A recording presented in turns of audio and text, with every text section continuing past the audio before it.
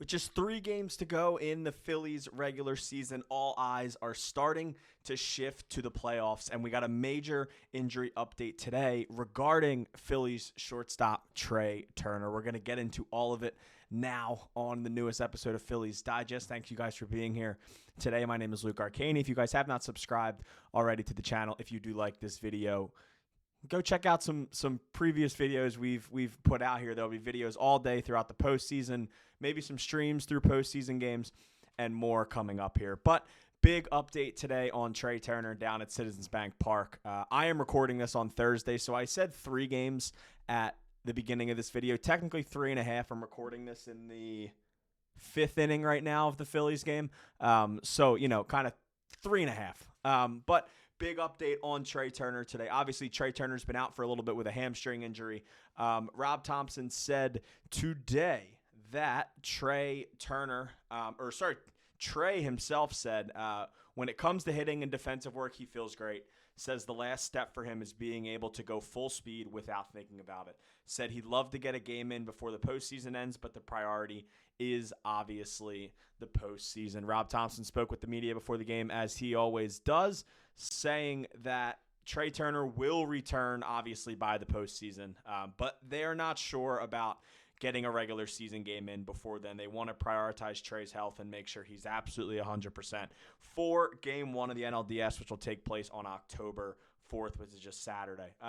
Another really quick note, like they did last year, the Phillies will hold an inter-squad scrimmage on Wednesday ahead of the NLDS, so that would be Wednesday, October 1st would be their scrimmage, and then Game 1 of the NLDS will take place on Saturday, October 4th. And this is a big update for Trea. Obviously, this team needs Trea Turner to win a World Series. They need Trea in the leadoff spot.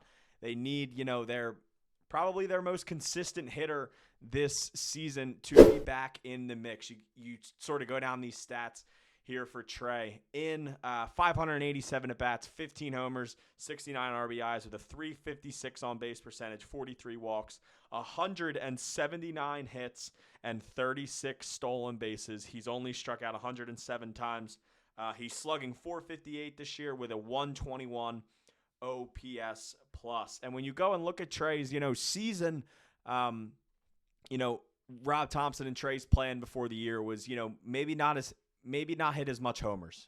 Go into the leadoff spot, rack the on-base percentage up, rack the hits up. And if Trea Turner played a full season with the Phillies, he would have a 200-hit season. Unfortunately, the injury is going to take him out of the 200-hit season. But what it's not going to take him out of is the batting title. Right now, he is on pace to win the batting title. Trea Turner leads the National League with a 305 batting average. Nico Horner next at 301, Freddie Freeman 293, and then a few guys down there. But Trea Turner, once again in the mix, and the first place candidate right now to win the National League batting title with his 305 average. If he does win the batting title, he will be the first Philly since Richie Ashburn in 1958 to win the National League batting title. Just a remarkable season from Trea Turner, and hopefully it continues once he's back on the field in the playoffs. Another update I did kind of want to get into here was Jesus Luzardo after his last start of the season on Wednesday night. It was an awesome start. Phillies obviously got a massive win. The headlines, rightfully so, we'll talk about the 8 homers and setting the franchise record, and Mundo Sosa's 3 homers, and Schwarber getting closer to Howard's record. But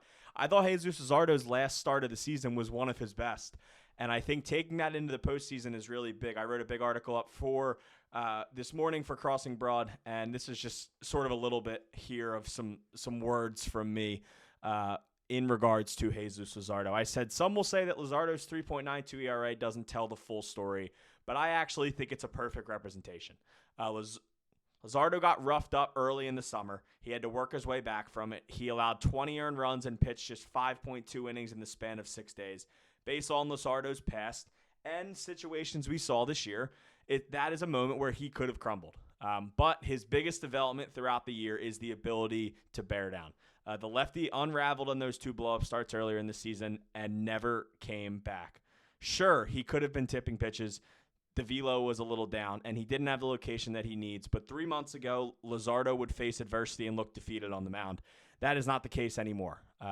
This isn't the normal place to play because there's a lot of expectations, said Rob Thomson before Wednesday's game. There's a lot of noise when a guy comes in and starts off good and then goes into a bit of a slump. It's good to see a guy come out of that and get to the other side of that. Luzardo hasn't seen his ERA under 3 since May 31st, the night he gave up 12 earned runs and 3.1 innings to the Brewers. His overall season stats could have looked a lot different without May 31st and June 5th included. Without those 2 outings, he would have a 3.03 ERA on the year with a 1.12 whip and 178 innings with 210 strikeouts. The past is behind him. He's focused on helping his team win a World Series, and you'll see him back on the mound soon. The Phillies' first playoff game will come on Saturday, October 4th at Citizens Bank Park. Game 1 of the NLDS. Games 1 and 2 will be at home, 3 and 4 on the road, and 5, if necessary, back at Citizens Bank Park. Luzardo has a 3.11 ERA at home this season if you take away the Brewers' start back in May. There's an argument that Luzardo, not Ranger Suarez, should go Game 2 at home. That would set up Suarez, who has a 2.84 ERA away from CBP this season, to pitch the first road game of the playoffs. It would be similar to the Phillies' thoughts of throwing Christopher Sanchez Game 2 last year to get him on the mound in South Philly rather than on the road. Luzardo's 10 strikeout, 0 walk game on Wednesday night was the 14th time this season that a Phillies pitcher has reached that mark, which leads Major League Baseball. Luzardo set a new career high in strikeouts, double-digit strikeout games in a season, and innings in one season.